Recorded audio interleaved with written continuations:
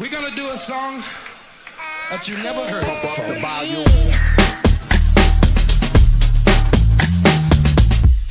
Here they come and get wicked.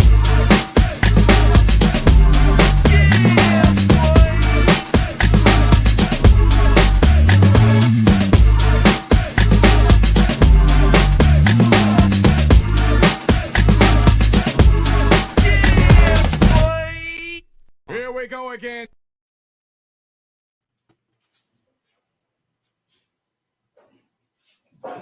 Mic check 1 2. Ace Denzel, my brother from another mother, was happening. What's going on with you, man?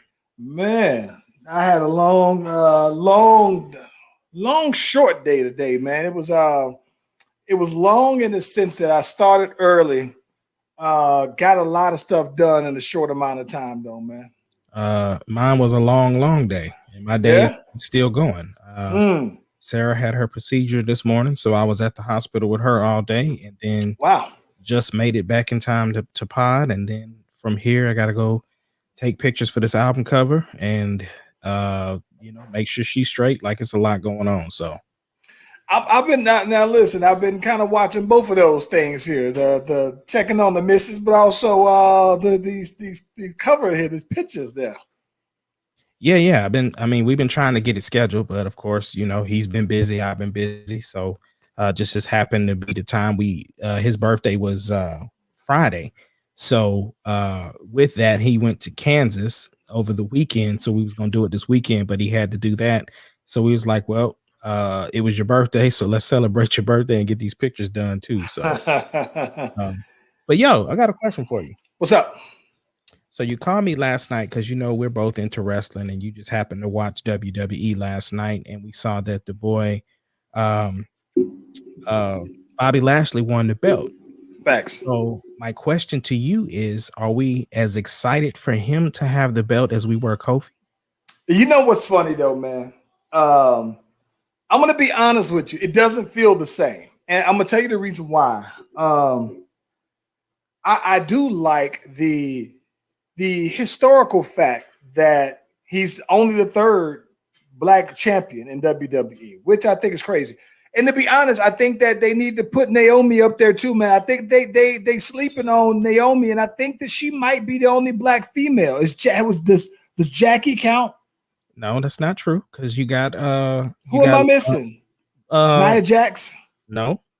Nia Jax was champion before. But I'm saying what's her name is about to go for the belt at WrestleMania. I thought you were saying, was she the only black female in WWE? No. I mean black champions. Yeah. So if you're talking about the top titles, it's only been Naomi, Nia Jax, and I believe Jackie way back in the day. Nia Jax had the tag team championship, right? No, Nia Jax had the title before. I'm gonna have to look that up. I don't believe you. Oh my gosh. Does The Rock count? The Rock does count only because he's Samoan and black. Yeah. Listen, so I don't know. Would Jey Uso count if he got it? Because he's just Samoan. I thought The Rock was black and Samoan. Is Jey Uso or like Roman Reigns? That's why I don't think that they count Roman Reigns, because he's not. Samoan. Yeah. Okay. Right. So that's why when I saw WWE posted, it said, "Welcome to history, Bobby Lashley," and it only had The Rock, Kofi, and him. So I don't think that if you can't include Roman Reigns, I didn't think about that. Actually, I didn't think why they didn't have Roman Reigns until right now, though, man. With that said, I'm gonna tell you why I didn't. To me, it was a bigger deal to me to see Kofi, because one, Kofi is a lifer. He came in WWE, never left. Bobby Lashley left, went to another thing, came back, and he's been straight ever since. So that's one thing I think. Shout out to the boy Courtney checking in, by the way. The boys over at Future Cinema. I think it's the moment that's bigger. It didn't feel as big. Like the Kofi one, okay, so Kofi's, while Kofi was the replacement for Mustafa Ali, and the momentum felt organic, and it Right. felt like It felt to like me it felt like the Yes Movement when you would yeah. when it was first popping, and you would see the crowd losing it. So when Kofi started this roll and he's gaining, I mean, it was literally, if you were watching it, it was to me, it was the last big run for WWE. It was the last time that I watched and I was captivated, bro. It was the last time I remember being on the edge of my seat to watch this scripted, episodic show. But the Kofi run was done so organic feeling that I don't know that Bobby Lashley's matched that. So for that reason, it didn't feel like Kofi's though. No. Kofi's felt like they listened to the fans, and like you said, it was organic because it was not planned. Like it was like they were building it as it went along. Whereas Bobby Lashley's felt like a business move. Because the reason why I say that, because the rumors right now is that Brock Lesnar should come back for WrestleMania to fight Bobby, because that's what he was. That was they part already of got it posted. I thought I saw on Wrestling News they already posted. Somebody made a flyer of that. No. But I get that. But what I'm saying, those are still rumors as of right now, because the other plan is to have him fight Drew McIntyre at WrestleMania, because it's going to be, WWE is moving over to Peacock for WrestleMania. So, and then they're possibly talking about having some fans there. So they want McIntyre to win in front of a crowd. Like that's like a thing. Let me ask you this though. Now we're talking about this. Dude, listen. Okay. I got a question for you. What's up? We were talking about the Kofi run being something that was organic because of the fans. That's what the fans wanted. They were listening.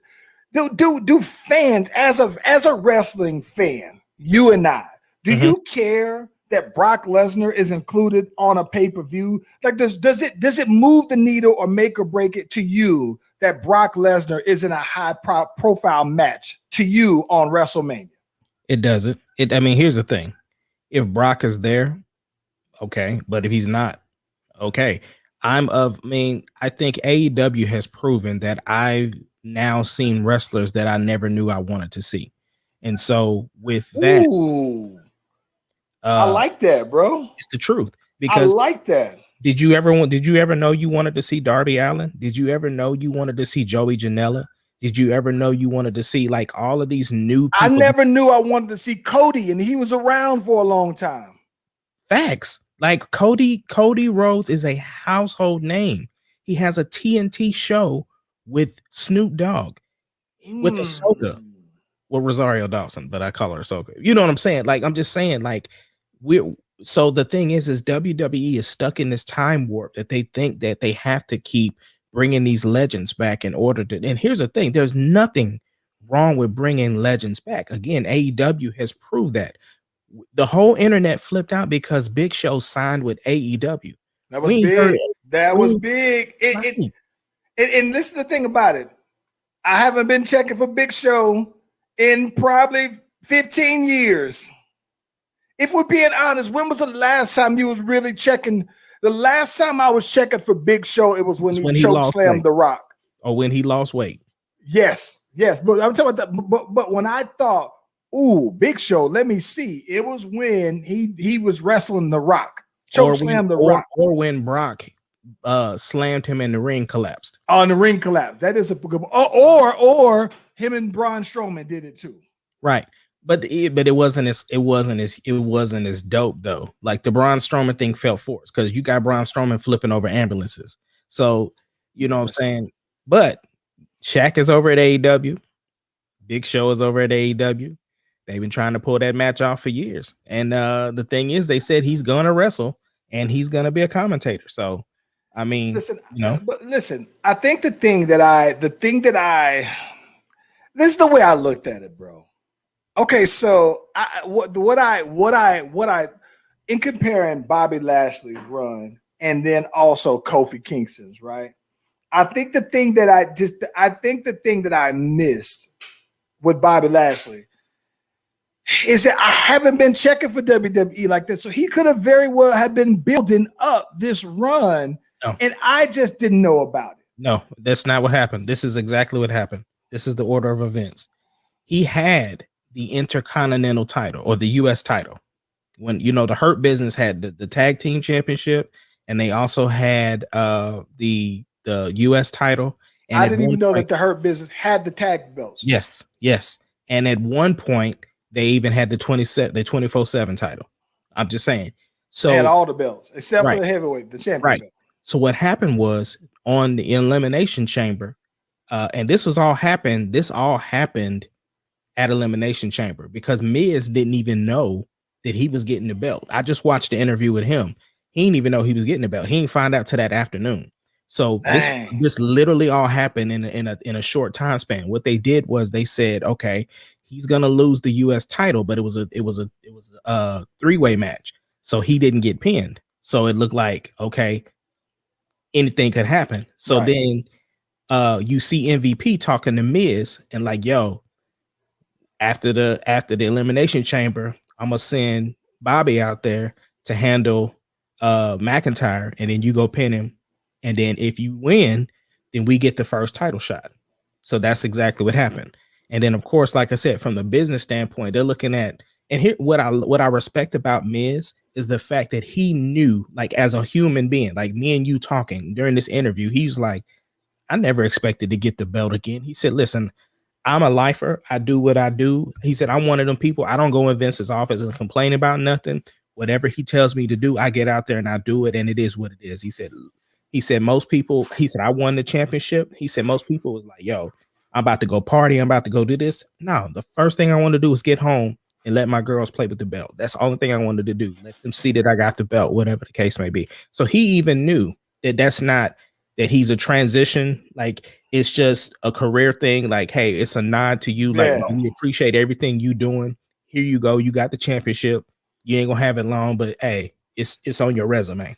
Let me tell you what I think that was the craziest part about it. So this was another thing that I thought. I think the thing about it to me is that I just don't. I don't remember. Like I remember when Kofi was going, bro. That Kofi had the epic build up, the epic matches, all these epic events. I think that Bobby Lashley just didn't have like the build. I was missing that part of it. So it's like, yeah, he beat the Miz. I guess what I don't understand is what was so special this time about him beating Miz, because he beat the brakes off of Miz. And I got to be honest with you though, man. I think the thing that I'm blown away by is that how the Miz let him go out, bro. Like I'm talking about the Miz went out there. And we talk about it all the time. In WWE, very rarely, here it is, you have this heel, right? He's dying to get this belt. He can't wait. Then he get this belt and he wants to run for his life because he want to keep the belt. He ain't trying to be a fighting champion. He just want to be the champion. Yeah, but it makes sense for the storyline, though. But go ahead. No, but listen, but that be the case. But when I saw the Miz literally start running, I fell out laughing, bro. I was watching this. Listen, I'm watching this, and I got the research department over here ready to change the channel. I was like, listen, let me just watch this match because I've been waiting to see how this is going to happen, and then we can go ahead and see what's up. So when I see the Miz get his belt and run for his life, like he knows he has no business in the ring with Lashley, that guy fell out laughing. So then when he comes back out there and I see that he got 4 punches in the match that he landed. The first 2 was when he tried to snuff him from behind when he was distracted. The other 2 came from when he was on his knees and Bobby Lashley is towering over him on his knees. And the Miz punches him in his stomach and he's looking at him like, bruh, if that's all you got, seriously. And I felt terrible for the Miz from that regard. And while I thought that it did make Bobby Lashley look dominant, it was just like, it wasn't as epic of a moment to me. It's classic WWE though, because they're trying to make it like, Vince is really into like heavyweight, strong men. Like, so it's trying to make Bobby look super duper strong before he either fights Brock or McIntyre. I don't want to see Brock. I mean, I like Brock. I personally, as a fan, right, as I like to say, as one of the smart fans, I don't want to see Brock Lesnar every once in a while. I like if you're gonna be there, like I know that he's basically a part-timer. I just don't like the idea of part-timers getting these major moments at the expense that you do have great wrestlers on your roster that you're underusing. So I think it's easy to just get a Brock to get the pop, right? But to me, I just think that Brock is getting less and less pop because he's not around, but 4 times a year. It's starting to be that way because of AEW, but then again, no, because I mean, even AEW, when John Moxley had the title, he wasn't on Dynamite every week. I get that, but he was a regular, right? And it would be like if John Moxley only wrestled 4 times a year and he was the champion. I get that. But anyway, bro, we could have our own wrestling podcast, bro. Yes, yeah. Gotta get this music popping on. Let's do it, man.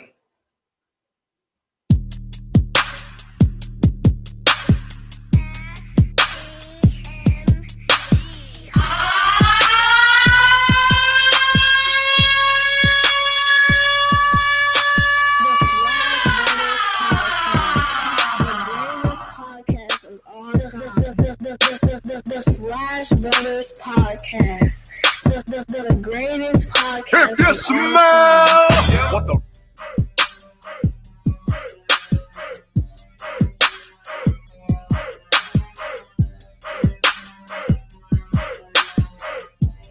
it doesn't matter what your name is. Slash Brothers Podcast, the greatest podcast of all time. The Slash Brothers Podcast. The greatest podcast of all time. Yep.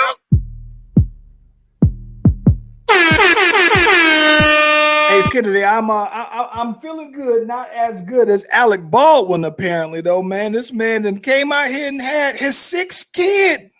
6. And listen, I thought that I was too old at 40. This man just had a kid 5 months ago. Yeah, but these boys been getting it in during the quarantine, though, bro. I know, but he got that Alec Baldwin money too. That he got that Alec Baldwin money that you can be a 70-year-old daddy, I guess. Apparently, though, man, I was just like, hey, yo. Yeah, well, look, man, we ain't got enough time for no pleasantries, bro. Let's jump right into it.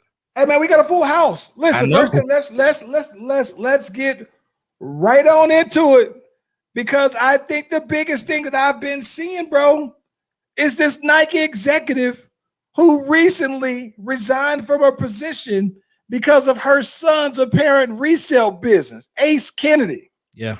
I saw this man stunting on the gram as the plug, and he has thousands of shoes. Like, he looks like he is literally the plug. If you want them I'm mad because I'm looking at this and I'm thinking, like, not just him, there got to be other people doing the same thing. And that's the reason why people out here camping out for these J's and they could never get it, because he got all of them that he's reselling, bro. But listen, bro, I got a plug and they don't be stunting. And, you know, and now granted, they don't have parents who are executives for the company that they're stunting for. But is that a conflict of interest to you? That is. You see, so listen, but even if he is buying them, is he what I didn't read, is he buying them first crack at buying them, or is she just sliding these off to him? See, that's the problem. Nobody knows, and that's the problem. Like, he would literally have to change his name or something, because that's how they found out, was a phone call. You know what I'm saying? Wasn't it a phone call and then they was like, wait a minute, that's the same. Like, how is that relationship there? So, I mean, that's what's weird about it. I think that what's crazy to me, bro, is that this is my thing. He has to, at some point, do it for the gram, right? He has to he has to do it for the gram at some point, just because at the end of the day, if you the plug and you got the plug, you gotta show. Like, if that's what you do, I guess it's almost like, are you better off? It's almost like, if you're the connect, do you want people to know you to connect, or do you want it to look more exclusive that you're the connect and that you ain't gotta say it? Because I think that he felt like, nah, I gotta stunt for the gram one time. I gotta let y'all know that I'm the plug, right? I thought usually the plug doesn't have to be stated. Like, I thought the plug moves in silent. Real G's. Well, the problem is social media has created that lane of stunting and stuff like that. And so it is one of those things, like, it just looks cool to have the exclusive like that.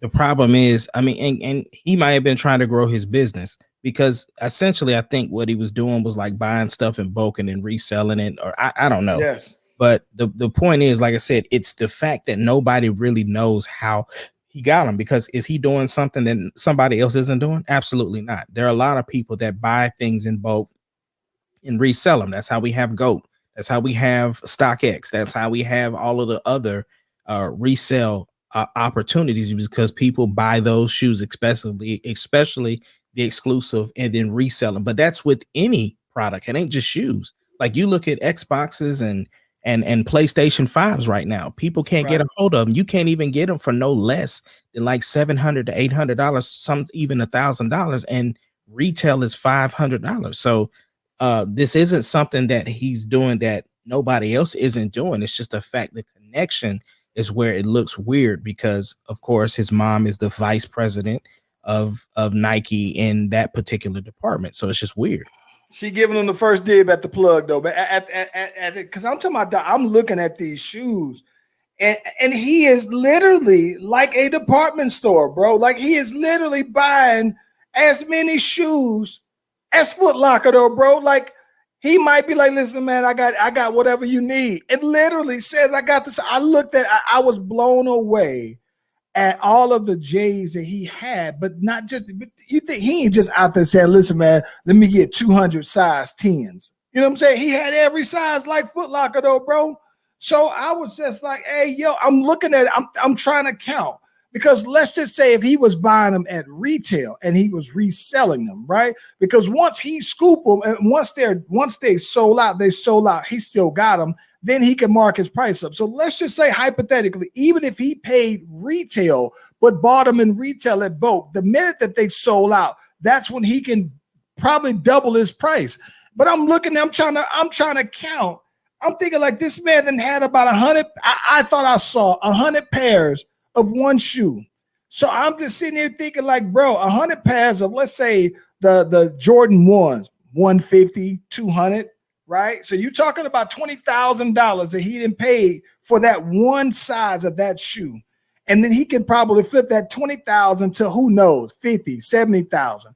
But even more than that, that's just one shoe. He still got 100 of another kind of. I was like, bruh, these boys out here moving these J's like they bricks, bro.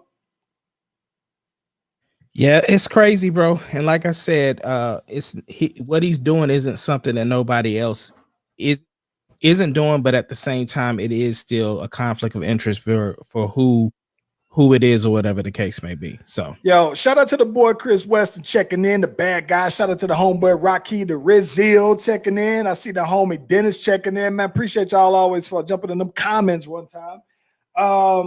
Listen, man, there has been some movement, some pushing for this governor of New York, Governor Cuomo. Now, listen, I watch during the election, and probably most of the time during the 45 administration, Chris Cuomo from CNN was a real big voice at speaking, not necessarily against 45, but trying to hold him accountable. I mean, in there, he had an epic back and forth with Ted Cruz. Ted Cruz came on his show and he was reading him, lighting Ted Cruz up. I almost felt bad for Ted Cruz, but I didn't feel that bad. But now his brother, who is the governor of New York, apparently, man, he has More women. This is the third woman who's came forward with allegations of unwanted sexual advances, unwanted sexual harassment. Ace Kennedy, are we canceling the governor of New York as well? I can't say that. I can't say that, bro. I gotta see facts. Like the thing is, hold on. Is he? Do you know if he's single? I don't know if he is or not. I don't keep up with him like that. But my thing is, it's so dangerous for people to say those type of things. Like that's what's crazy. It's like you can a woman could easily just say that, and that's it. Like that's it. And then what's up? No, I'm listening. So the thing is that, you know, at any given moment of time, now any woman who either didn't appreciate, like, say he was with somebody and they had a bad experience. It was almost like, you remember the Ansari, Aziz Ansari? Yes. And yeah. the woman she went on a date with him. They went back to either his spot or her spot. They did something, and then the next day she regretted it, and she tried to say that he raped her. It was like, no, you can't. That's not. See, this is how the Me Too movement gets out of hand, because you can't have an experience with somebody and then you just didn't enjoy it, and so you call foul on it. So what I'm saying is, I'm not saying that any of these women are wrong, but there needs to be some facts. Like, when did this stuff happen? Like, there's some, because it's so dangerous to put that type of information out there. So this is the thing I think that's interesting. He is no longer married. So he is single, right? So there's nothing. So my first concern was that, dang, you know what, man, this man it's scandalous because, you know, he's sliding out on his wife and everything though, bro. And I think that what I find to be interesting about this is that maybe this is a matter of workplace, work relations. Like, this is my thing though, right? I can understand how this person, these women worked in his office. So I can understand that, you know, it's almost like the military, man. You know, I'm sure y'all boys had a policy of not fraternizing necessarily with other people in the office, let alone if you're in management, fraternizing to that level with subordinates, basically, though. I think that's where it looks bad. But then I think the part about it is that the thing that I am kind of curious about is that when you say sexual harassment, like, I'm thinking like, okay, he was in the office setting and somehow he tried to holler at you. Like was he trying to, you know what I'm saying? Like, maybe he was shooting a shot and maybe it is that maybe it was unwanted, but like, I just don't know if he's just shooting a shot at some girl, even though that's unwanted. I don't know. Like, isn't that that's every day? That's hollering. So if I'm in the office and I'm a single guy and I try to holler at somebody else in my office and I'm trying to get a number, I'm trying to do whatever. I'm trying to be a little persistent. Maybe if you just like, nah, I'm good, and I'm trying to do whatever, you know, and then is that an unwanted advance? Like, is it a wanted advances? Okay, like, what is the cutoff of this is no longer wanted? It's interpretation, because like you said, it makes it hard for guys to even try to talk to a woman, because if that's all she has to do is say, well, he tried to do this. And it was like, dude, I just tried to ask you out. Like, I was trying to, but yes. For instance, I recently, just yesterday, watched the Borat 2, and the boy Rudy G. What's his name? Rudy G. Rudy with the drip. Bruh. He was on there trying to holler at now obviously all this stuff is set up, meaning that now Rudy didn't know, but the interview itself was all set up to catch him doing, you know, creepy stuff. And your boy was straight creepy, bro.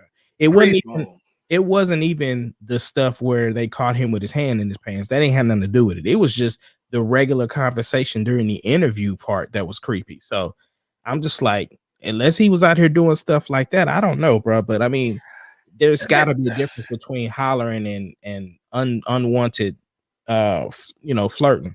I get that, and that's the thing that I'm curious about. Like, is it that? And I would love, from a woman's perspective in the office, if you're like, listen, man, there could possibly be flirting. If you're a single woman, is there a certain level of flirting that you would accept for certain guys, though, right? That if you're just like, nah, I'm not interested. When you say you're not interested, right, and then he falls back, then that's the end of that. But if he's flirting, you said, nah, I'm cool, and he still slides, you know what I'm saying? Like, is that like, I'm just wondering, is it unwanted depending on the person?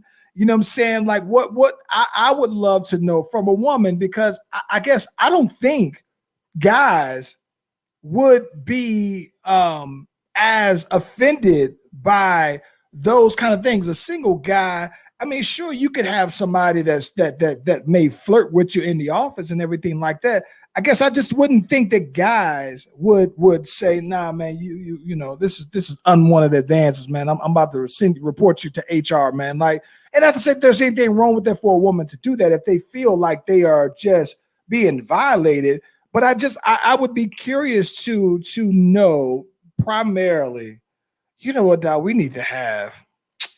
Listen, man. I got somebody who I have in mind who we gonna have to bring on one of these. I'm gonna run that question by them. That's interesting. That is interesting though, man. But we'll see how that one goes. I think that he's been pressured to resign over that, and he's just like, no, I'm cool. And so the fact that especially when you don't think that you are wrong in a situation, because at the end of the day, it's their word over his. You know what I'm saying? And so that's the part that it's like, that's why it's so dangerous. And why people just choose maybe to online date now, because it's like, then it's like, hey, now you're in a dating space, and I'm trying to be persistent here. So I don't know, man. Like, I don't know if that, listen, man, this man is single, bro. And think about that though. If he's single, he's a 63-year-old man. And if he's working all the time, right? That means that the pool of women that he's around are within his workspace. And I understand that, you know, it might just not be conventional for you to just be hollering at some girl who works in your space. But I guess he is just like, listen, man, I got to get it where I'm at. And you know what I'm saying? And maybe that's why. I think that it's crazy though, bro. I don't know, man. I don't know. I would like to see that sexual harassment, bro, is one of those things. And sexual harassment is one thing. The unwanted advances is another thing, bro. Like, you just saying you don't want to be hollered at. Like, I get that, you know, but I don't know. I would love, you know, I would love to hear a woman tell me about being flirted with in the office. Like, what does that look and feel like to them? Yeah, it's Where's crazy. Vixen at? Where's Vixen at when you need her out here in these comments? Where's my girl Dana at when you need her? Where's Kim at when you need him out here in these comments? Oh, there we go. There we go. I knew V ain't roll out. V, you should go ahead and call in so we can get your take. Oh my gosh. But call my phone, V. It would be interesting though, man. Like I said, it would be interesting to me to hear if she said there are several ways to look at it. All right, and I respect that from a female's perspective, but what are those ways? What do those ways look like? We say you got caller number one. Caller, you're on line number one. What's the Petey Pablo song on Freak Elite?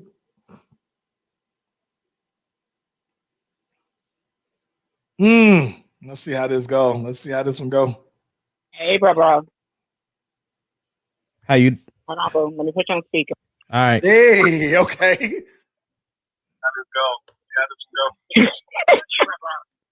So what's going on? What's your take on this?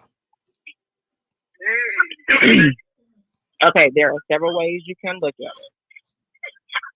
it. The main one is that you do not state where you get paid. Don't do it. Okay. Okay. But like Charles is saying, from the standpoint of if the majority of the people you see, you spend 80 hours a week in front of these people, how it's easy to see how somebody could be attached to somebody from the job. 80 hours a week in front of these people. How it's easy to see how somebody will be attached to somebody from the job. And I hear that because in my field, the majority, I mean, it's a 50-50 split. You just can't do it where you work. That always causes problems. So suppose someone flirts with her in the office. So V, my question is, when does the flirting as a woman become overboard and unwanted?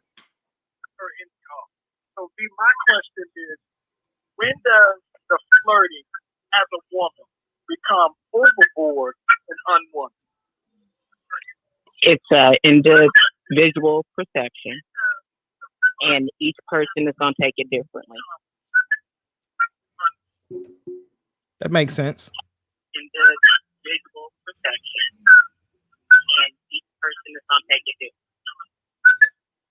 So, like me, I change the tone in my voice. I'm very stern. When I say leave me alone, I mean leave me alone. However, you have some people who can't do that. Well, ain't that what women like a little chase? Like, don't you want to see him go after you, right? Like, ain't that part of? I thought that's what part of being persistent. Don't you want to see him go after you, right? Like, ain't that part of? I thought that's what. Yeah.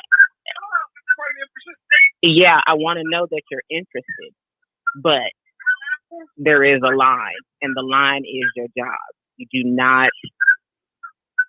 just don't do it. Okay. I respect that. We appreciate your insight. We always got the insider on here. We appreciate you, and thank you for watching the Slash Brothers podcast. Thank you. All right, take care. Listen, man, that is funny. That is funny. V was out there trying to be safe. She was out there trying to keep it extra safe out there, real PG. Yeah. I don't know, man. But listen, in other sexual unwanted advances, this homie T.I., man. Listen, I was sad to see though, man. The Ant-Man said, "Listen, bro, amid all these allegations here with you and these cases of sex trafficking, sexual abuse." They had to go ahead and drop the homie from the Ant-Man series, though, bro. Well, I didn't see that it was because of that. From what I read, they weren't planning to use his character for Ant-Man 3 to begin with, because especially now that the blip has happened, and now that they've are really into the whole PIM particles and quantum space travel and stuff like that, I think it was a little beyond his character. I mean, as you've seen in Ant-Man 2, he didn't really have that big of a role, but it does look very suspect that they released this news and right around the corner we have the allegations that are front and center. Listen, man, I think the thing that blew me away the most is that there was an Instagram article, no, an Instagram post, excuse me, and it's a video where whoever are the people who was pushing these allegations. I don't know if it was the lawyer or not, but they put together, man, like a 5 to 6 minute monologue where they were telling the story according to these people who were who's the accusers, basically. And the thing that surprised me the most, they were naming names. Now, this is just crazy. On all of these allegations, the one thing that seems to be very consistent with these is that a lot of drug use in play here, right? Some old date rape drugging going on. A lot of these girls basically were given drugs, and I don't know. I don't know. Listen. I've never done drugs of any kind, so I'm gonna put that on out there. I've never been in any position where someone has made me do anything that I don't want to do. So I've never been made to do any drugs. But I think the thing that's crazy to me is that they said that one girl was given a date rape drug. She kind of faded, woke up, and before you know it, she's out here getting some things done to her that she might not have agreed to. But one of the girls actually said, hey, you know what, man? I was given some drugs, and I was forced to have sex with Nelly. Bro, I was like, wait a minute. I just saw Nelly do a great interview just last week about his rebuttal to Ali. And then I'm seeing this, and I'm thinking, like, wait a minute. Who is going to go ahead and who is going, because T.I. has came out and said something on his IG, and they're using his voice, his vocals against him, saying Black women should be protected. Black women should come out. So at the beginning of this monologue and the end, they're using T.I.'s voice, and that his whole take from that. But when does the lawsuit, when does the countersue come out? And if you're Nelly, do you say, nah, I'm suing somebody? This don't got nothing to do with me. I do think Nelly would have to say something. Like, I think the biggest thing is listen, I've only done something consensually. Now, I don't remember. Wasn't there some other allegations about Nelly earlier that it was close to the time when he was dating Ashanti? I don't remember off the top, but it's just, like I said, it's just, why are we like now? It's like Nelly hasn't really been in the news like that, and it's like all of a sudden now he's just out here defending his stuff, bro. I agree, man. Listen, this is my thing though, bro. If you are not at fault and you are not wrong, this isn't something to me. These kind of allegations are something that I just don't think that you can say, listen, I'm just going to let the process work itself out and the truth will reveal itself, whatever. If I'm him though, man, I'm thinking like, nah, I'm suing everybody. I'm suing the lawyer for defamation of character. I'm having her pay my lawyers. I'm doing everything I can if I feel like these are lies about me though, bro. And I'm talking about literally, we were just talking about the Nelly interview, and I thought that it was phenomenal. I mean, it was like an hour-long interview, and I listened to the entire thing. And then this, I'm thinking like, no, you have to say something to keep intact your good name. Unfortunately, what Charlamagne the God says all the time is so true. Nobody wants to believe the truth when the lie is more entertaining. So the thing is that's why I think some people don't say anything, because it's like, it's always easy to come out and immediately, like, yo, I didn't do nothing. I ain't do nothing. And then as the time goes on, the truth starts to come out, and then the original person looks bad. And so you didn't even say anything. And then these companies have to come back and apologize to you because they got egg on their face. The problem with what it is that they just don't want to be associated with somebody who's being associated with these type of things. But I mean, you can never stop somebody from creating things and again, I don't know if this stuff is true or not. I'm not trying to just immediately choose sides on T.I. I just believe in the whole thing of, proving yourself innocent until, you're innocent until you're proven guilty. And that's what I'm saying. Like, it's easy to get people to come out and especially it's easy to pay people to do stuff too. If you ain't got no money and somebody's like, yo, I need you to come out and say you did this, like, and when T.I. said that there was evidence, what does that mean? Are there NDAs that they signed, or like what is it? I just hope that he has the proof that he's talking about. That's something I'm concerned about. Let me ask you this though, bro. Let me ask you this. And I know I think I know how you're going to answer this. I just want to ask you this. So the fact that T.I., this is exposing what happens behind their closed doors, right? Does it make you look any kind of way at him and his wife that they are associated with? And maybe before there were rumors, right? But now it's coming out more and more and more. But that they are associated with this kind of drug use and this kind of sexual activity. Like, is this one of those? So I'm not going to compare it to R. Kelly, right? But at some point when R. Kelly was with Aaliyah, and I think even before then, there were like these whispers, right? That I remember seeing and hearing that people was like, yeah, you know, that boy Kels, he liked them young girls, you know what I'm saying? And even though all of the surviving R. Kellys, you watch those documentaries, and they're all talking about the fact that, you know, that's always been like a thing, right? And it just started to come out. So is it, do you look at these kind of things and do you give T.I. and Tiny the side out? Like, I'm a huge T.I. music fan, right? And I try to keep it at music. And to be quite honest, I mean, he's put his personal life out there through his reality TV shows. But does this make you look at him any differently from what he's portrayed or what he's given you so far? It doesn't for me, only because, like I said, until it's proven to be guilty, I don't look at him. And even still, even if it was true, like I looked at T.I. as an entertainer. I didn't look at him as a mentor, or somebody that I, passioned my life after, or whatever the case may be. So the thing is that even if him and his wife like to get down like that, that's their bedroom, that's their house. And, you know, there are certain things that are private. And so the thing is that now, unfortunately, is everybody that's involved, their truth is their truth in the matter of it. So I'm going to be patient and waiting to see what the results are of everything. And I will reserve judgment until after that.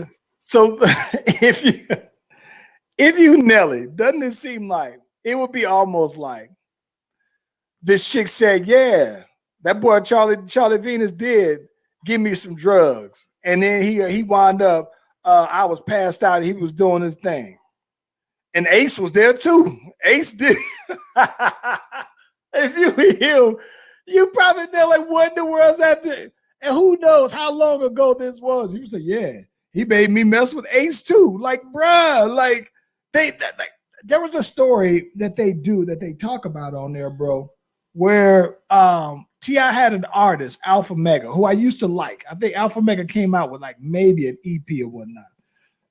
But him and T.I. fell out over some stuff. But there was this thing about this boy, Alpha Mega, winds up they drug her. He smashes, basically. And then something like this dude basically stalked her after he smashed her, put a gun to her head, smashed her, and then threatened to kill her if she ever told. And then I think that she was basically like an employee or a receptionist or whatever at one of the studios. And then basically they wound up firing and said, "Nah, we can't. Nah, you're done, and we coming at you if you ever." Like, it was a real, like, these are some very hellacious allegations, like, in how they're painting these stories, though, bro. I'm starting to. I know that you like to take the stance of I'm just gonna wait and watch, but I am getting concerned the more I see these things. Because I like T.I., bro, and I want to like I want to, and I'll say this, I want to like T.I. the way I like T.I. I'm good with how I like T.I. I like T.I. the entertainer. I like T.I. knowing that I like the image that he's a family man. You know, he got his whole Cosby style introduction to his shows and all. I like what I see from T.I., bro, and I'm gonna be honest, as a fan, I don't want it to be true, because the minute that there's some truth, I'm all the way done. And so that's the thing that I'm hoping that I am hopeful, though, to be quite honest, that everything is false. Not that I'm just waiting, not that I'm against these allegations. It's that's how serious I take the allegations, that I'm hoping that they're not true. And if they are, then I'm all the way off. Like, I'm done. And that's understandable, but like I said, I gotta see the evidence first before Yes. I can be off the train, and that's kind of where I'm at, because like I said, I think with the way cancel culture is and how people are definitely, it's people are quick to just when you're on the top, they want to take you down like it's a thing to take them down, and so I can't be a part of that. Well, here's the thing, though. Provided that there's truth in this, right? And this is the thing about it. I think that what could end up happening here, right, is that I think that this would likely be some kind of civil suit, right? I don't know. That I've read anywhere where they're trying to get T.I. and Tiny locked up, right? So this sounds like this would be a civil. So here's my last question for you on this, and we can get off on it. But if T.I. settles on any of this, does that make him look guilty? Not to me.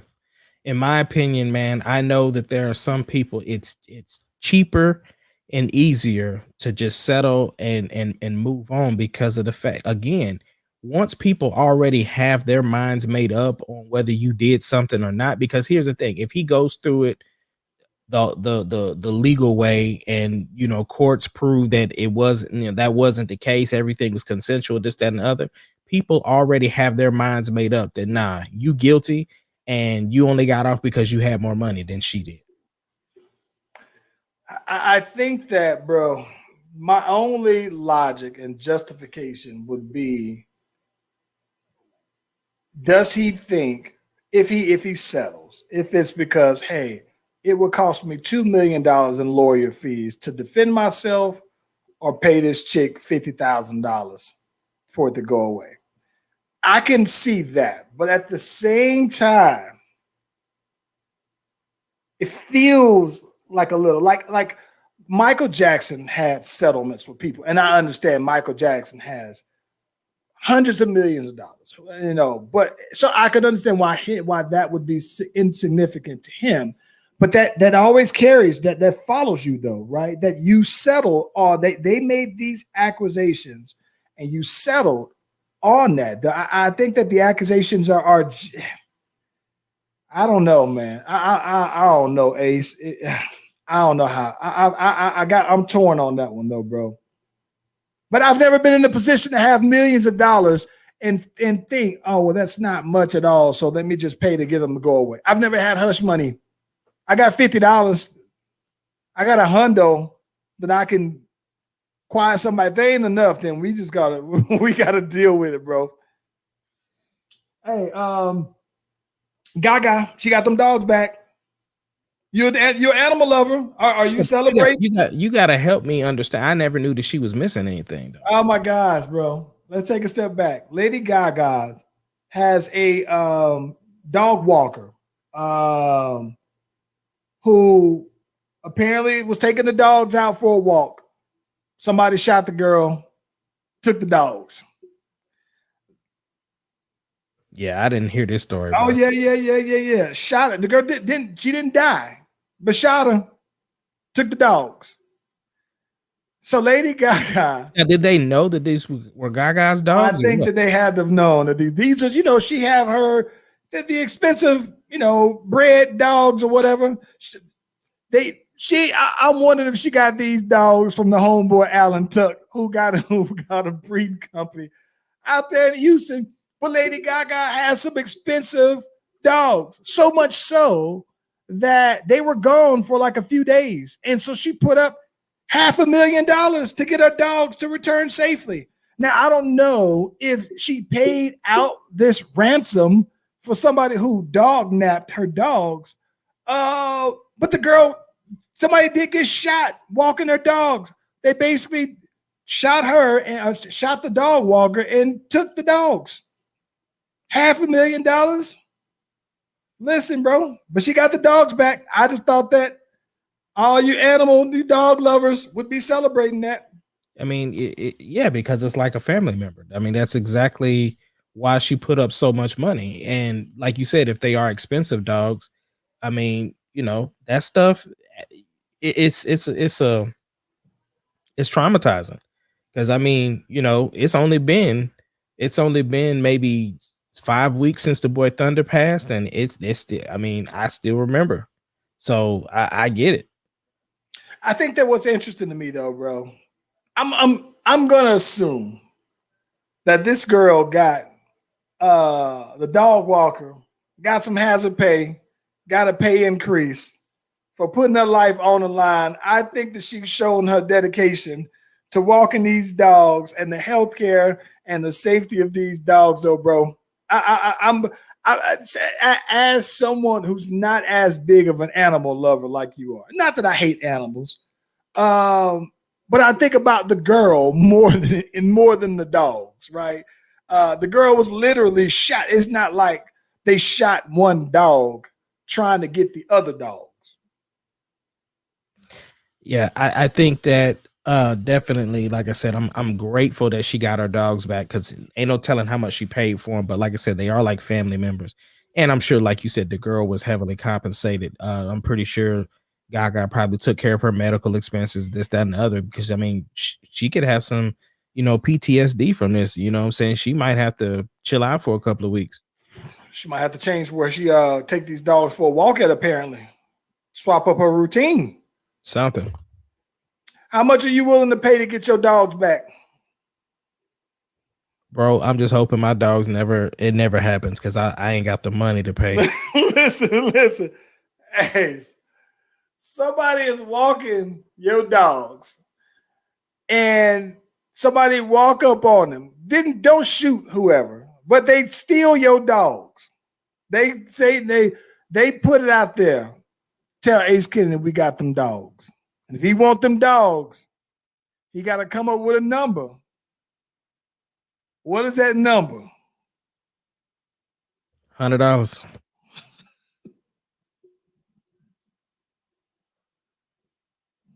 And I'm calling you to get half of it. I got half on it, bro. I got half on it. Hey, did you watch the Golden Globes, man? Did you keep up with it?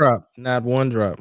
Only thing I heard that was interesting, obviously, I know that Chadwick Boseman won an award and his wife did a touching speech, but I haven't even seen that. Like, I wasn't even interested. Finn won some award. I did see that. But once they were saying that they didn't have no black people on the panel that was even voting, it was like, what's the point? You know what? Let me tell you what I think was interesting, bro. I didn't watch it. I did see some of the highlights because even though I don't care, I still want to see who were some of the winners. One of the things that surprised me was that, have you seen on Netflix? I think it's Netflix. There's this movie, I Care a Lot. I heard about it, but I haven't seen it. Oh my gosh. Listen here, bro. I want to tell you about the movie, but I don't want to tell the movie, right? So there's the girl who's playing, the main girl, what her name is Rosamund. The last name is Rosamund. I can't think of her first name, but I always get them mixed up with a lot of the other blondes, right? It's like she's the other blonde, like she's not like I can't think of who. She's one of the Hollywood blondes and everything, but she's like the other one that to me almost look like all the others. But anyway, so she has a business where she puts old people into a hospice and basically takes over their estates, and she becomes their guardian, basically. She has a company. As a company, her business is to be guardians of old people and put them into basically hospice and retirement homes, basically. And so she makes money, of course, because once she puts them in hospice, she sells their house. She basically vets them on out. So she looks for the ones that old rich people, basically. Well, anywho, though, but you watch the movie? It's Rosamund Pike. It's the Rosamund Pike. She's the chick from Gone Girl. Gone Girl is the other movie that I remember seeing her from. But she's the girl who she looks kind of like the other blondes, but is a little different. That's how I always look at her, though. She got a real strong face, but she has a strong face though, man. It's real chiseled. Like I can see her looking good in like print editorial because her face is so strong. Like she seems like chiseled face though, man. Yeah, but after Gone Girl, she was crazy. So the fact that people are like, I seen somebody post on Facebook like this is the most hated female ever right now, and she, like I said, she was crazy in Gone Girl. So I can only imagine what she would do. She is more ruthless, more heartless in this one because she is literally putting these people into hospice and then selling their stuff, and that is her business.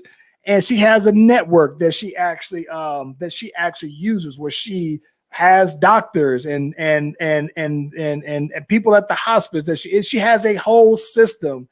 And so you watch it, and my boy, my little guy from Tyrion is in there. It is man, Sarah definitely did see it because she was telling me Tyrion was in it. So it's a good movie. Listen, it's a good movie, but I'm talking about, golly, I don't remember the last time I hated somebody as much in a movie. Like she played it well because I hated her, and I was like, oh my God, though, man, that's ruthless. Yeah, good, but she won a Golden Globe for that movie, but I didn't know Finn was even in any other movie to even win. Yeah, Finn was in a dope Amazon joint, and he was in Pacific Rim. Listen, what? By the way, I think it's hilarious that Damien hates Pacific Rim, so he calls it Pacific Rim Job. Hey, what I think is real dope is my boy who played in the Judas and the Black Messiah, who was in Get Out. I get his name. I can't pronounce his name. Yeah, but listen, he is actually growing more and more on me with every film that I watch of him because he is so different in every movie that I see him in, bro. I think that's phenomenal, dude. Yeah. I still haven't seen it yet. I got to check it out because I know it's leaving. Oh man, you got to catch it. Dope movie though, man. To be quite honest with you though, I think that it's better than One Night in Miami. I mean, I can see that because One Night in Miami was okay. It wasn't great, but I mean, I was entertained. But but both are based off of true stories, and that's why I like One Night in Miami. But this one, definitely, and the thing that's crazy about this is that the story, when they're talking about the truth, when you watch it to the end and you see what really happens to the guy that Lakeith plays. Oh, it's phenomenal, dude. Probably one of the best movies I've seen. If COVID was not going on, bro, I would have gone to see that in the movie. So makes sense. A lot of stuff to get into, man. I think we made the list, though, man. What else you got going on for the day, for the week? Like I told you, got to get this business stuff done so we can get this single out for everybody, and definitely want to get that finished. Got to finish up Rocky stuff. We have this Sunday coming up. We got our mic is yours. Yeah, the mic is yours. Let me ask you this: do you got what songs you're gonna perform? Not yet. I think. I mean, if I'm doing two, then I'm gonna do two brand new ones. So, I think that's what I'm gonna do. Especially with the single getting ready to come out, I definitely need to preview it there, and then I may go that route. I think. Seeing that we are probably going to be doing these back to back, and you're going to be doing some R&B, I think I'm going to go ahead and do Thick Thighs and Thin Patience along with Before I Met You. That's dope. Yeah, those are going to be mine. I was listening to them and I was like, yeah, this is going to be straight. Yeah. That's what's up. Listen, man. Well, listen, Friday, on the Friday show, we got a couple things that's happening this weekend. Also, we got Wanda popping up. That the next episode of that, Coming to America, comes out on this Friday. The part 2. So we got some other things, though, man. We keeping these ears to the streets, though, man. With that being said, Ace Kennedy, take us home with that music, maestro.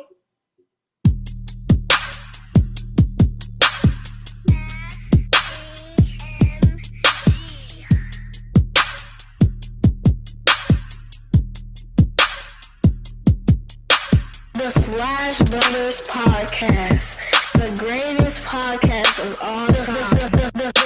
The Slash Brothers Podcast, the greatest podcast of all time. Can you dig it, sucker?